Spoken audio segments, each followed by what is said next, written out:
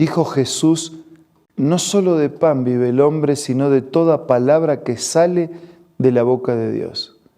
Y es con un corazón sincero, creyente en esta promesa del Señor, que nos encontramos todos los días buscando ser reavivados por el mensaje que viene desde la palabra del Señor.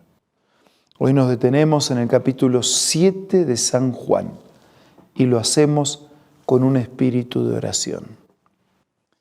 Padre nuestro que estás en los cielos, al meditar en tu palabra te pedimos por favor que nos asistas con tu espíritu. Lo pedimos y lo agradecemos en el nombre de Jesús. Amén.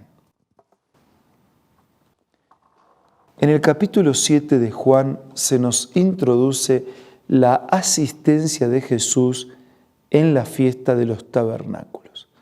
Era una fiesta anual de gratitud por las cosechas. La fiesta reconocía que la cosecha era resultado de la bondad y la misericordia de Dios. Así que se agradecía a Dios por las aceitunas, por los dátiles, por las vides. Era una fiesta que se realizaba allí entre el 15 y 21 de octubre de nuestros días. Algún tiempo después, dice, Jesús andaba por Galilea, no tenía ningún interés en ir a Judea porque allí los judíos buscaban la oportunidad para matarlo.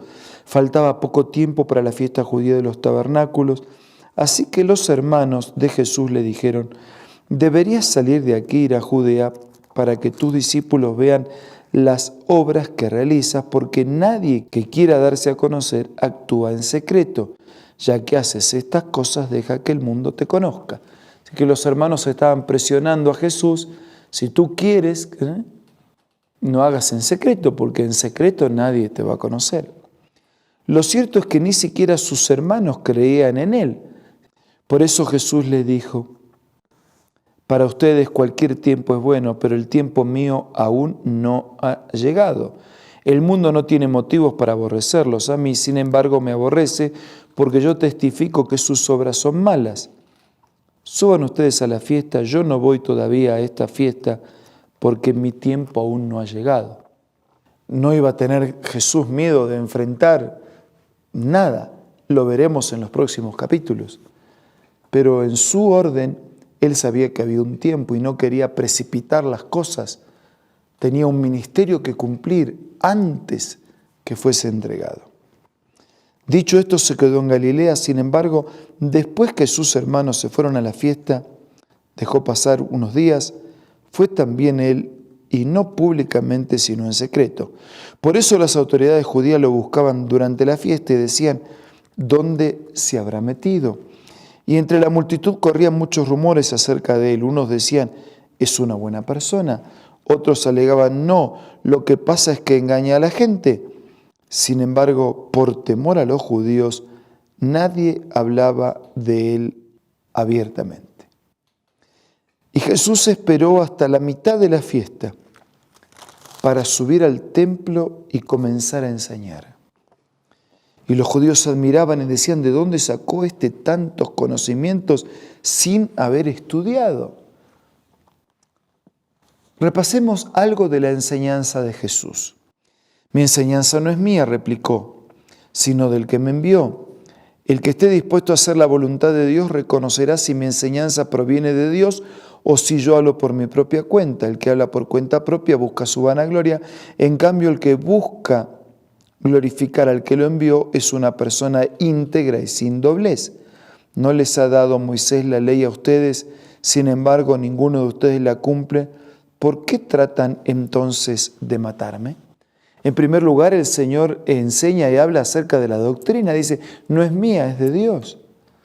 Y lo que yo hago es decir, hacer la voluntad del que me envió. No hablo por mi propia cuenta. Si yo hablara por mi propia cuenta, busco mi vanagloria, pero yo no busco mi vanagloria, sino la gloria de Dios. Por otro lado dice, ustedes creen en Moisés y Moisés le dio la ley, pero y tampoco cumplen la ley de Moisés. Así que no aceptan mi palabra y buscan matarme, dicen que creen en la ley de Moisés, pero tampoco la cumplen. Versículo 20, está endemoniado, contestó la multitud. ¿Quién quiere matarte? Hice un milagro y todos ustedes han quedado asombrados. Por eso Moisés les dio la circuncisión, que en realidad no proviene de Moisés, sino de los patriarcas. Y aún en sábado la practican. Ahora bien, si para cumplir la ley de Moisés circuncidan a un varón, incluso en sábado, ¿por qué se enfurecen conmigo si en sábado lo sano por completo? No juzguen por las apariencias, juzguen con justicia. Así que ahora el Señor habla en relación al sábado y la circuncisión, ese rito aplicable que dejaba una marca, y que esa marca externa identificaba una señal religiosa. Dice, ustedes pueden hacer eso en sábado, y yo que curo o que cuido por completo de una persona en sábado no se puede hacer. Parece contradictorio, ¿no? Versículo 25. Algunos de los que vivían en Jerusalén comentaban, ¿no es este el que quieren matar? Ahí está hablando abiertamente y nadie le dice nada. ¿Será que las autoridades se han convencido de que es el Cristo?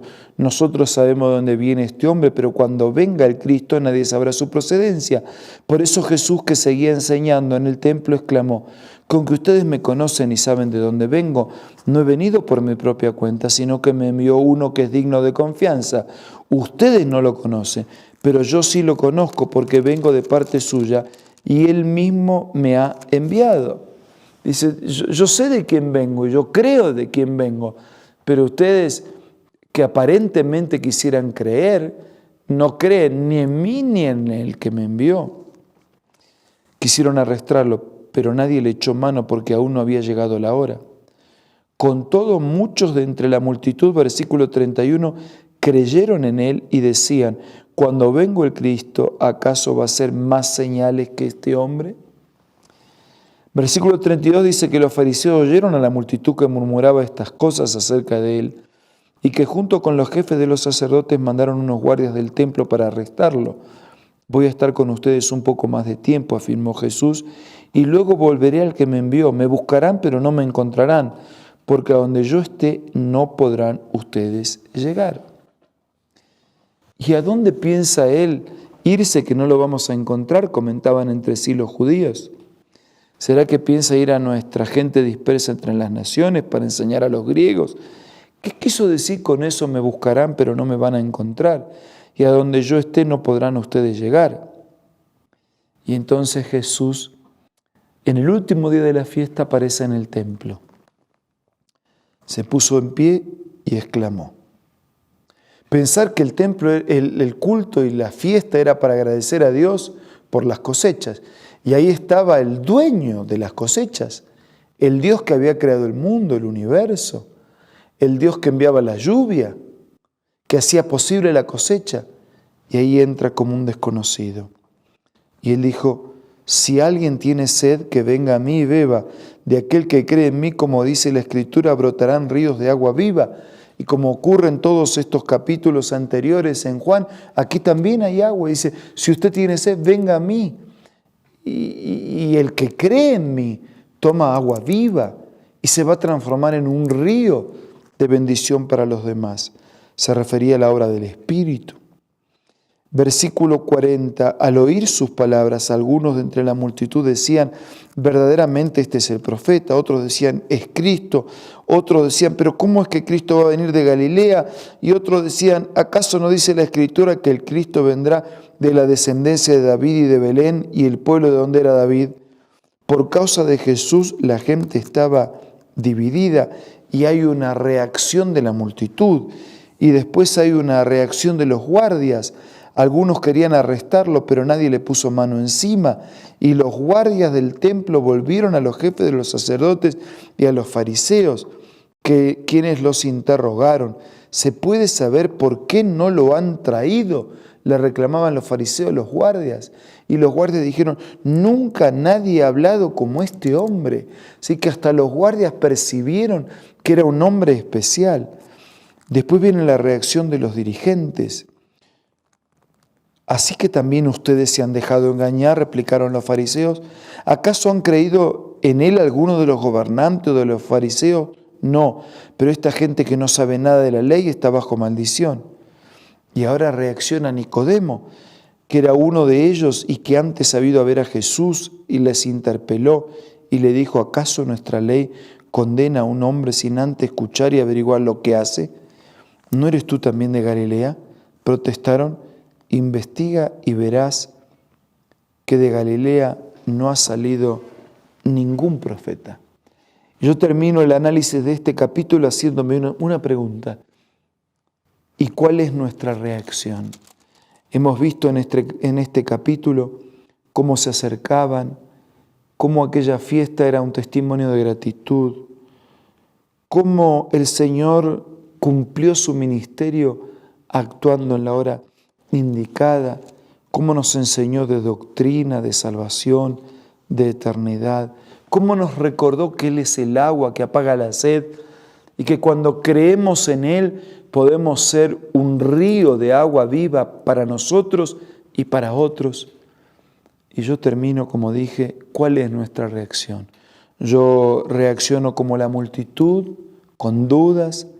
Yo reacciono como los guardias, con respeto. Yo reacciono con odio, como los fariseos. Yo reacciono con admiración y con confianza, como Nicodemo, frente a Jesús, el Hijo de Dios, el Salvador del mundo y nuestro Salvador, frente al Señor del universo. ¿Cuál es tu reacción? ¿Cuál es tu respuesta? Dile eso a Dios en oración.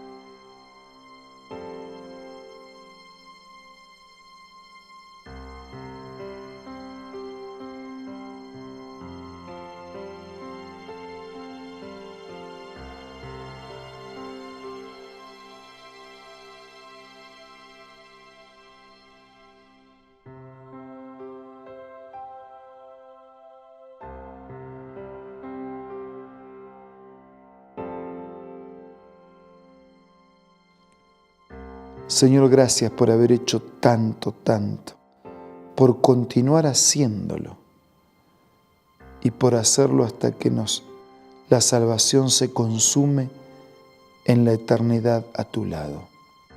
Por eso, impactados por tanto amor, reaccionamos, respondemos con gratitud y deseando asumir el compromiso de ser fieles, de hacer tu voluntad y de andar en tus caminos. Bendícenos, te lo pido y te lo agradezco en el nombre de Jesús. Amén. Les dejo un abrazo y será hasta mañana, si Dios quiere.